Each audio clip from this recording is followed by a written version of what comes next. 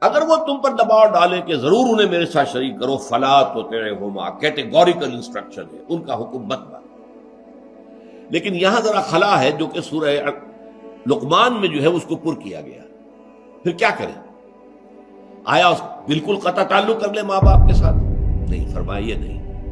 وہاں فرمایا فلا تطعہما وصاحبہما فی الدنیا معروفا، پھر بھی ان کے ساتھ دنیا میں بھلے طریقے کے ساتھ گزارا کرو۔ آخر والدین تو ہیں، اگر وہ اب غریب ہو گئے ہیں، بڑھاپے کو پہنچ گئے ہیں، اما یبلغن عندک الکبر احدہما او کلاہما فلا تقل لہما اف، چاہے وہ کافر ہے، مشرک ہے، کچھ بھی ہے، ایک بات میں تو ان کی کہنا نہیں ماننا، شرک نہیں کرنا ہے، توحید پر ڈٹے رہنا ہے۔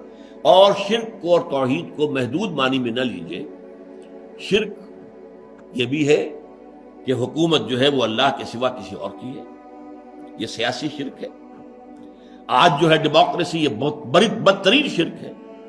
We are sovereign, sovereignty of the people, شرک بدترین۔ ساورن صرف ایک ہے، سروری زیبا فقط اس ذات بے ہمتا کو ہے، حکمراں ہے ایک وہی، باقی بتانے حاضری۔ تو یہ شرک جو ہے اس کو صرف اس معنی میں نہ سمجھیے، اس کو پورے وسیع تصور میں لیجیے۔ اسی طریقے سے اب اللہ کا حق یہ ہے کہ اللہ کے دین کا بول بالا کرو، اس کے لیے جد و جہد کرو، قربانیاں دو۔ والدین کہتے مت کرو، یہاں بھی ان کا کہنا نہیں مانا جائے گا۔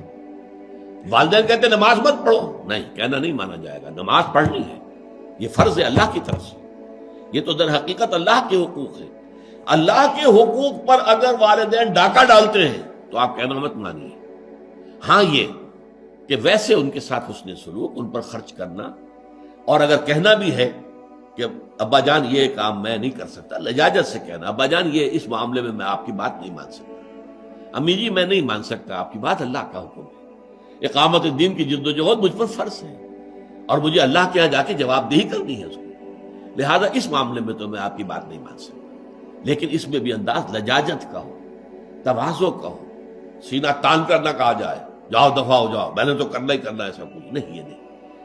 وہاں تو فرمایا گیا ہے فلا تقل لهما اف ولا تنهرهما، ان کو جھڑکو مت، اف تک نہ کہو۔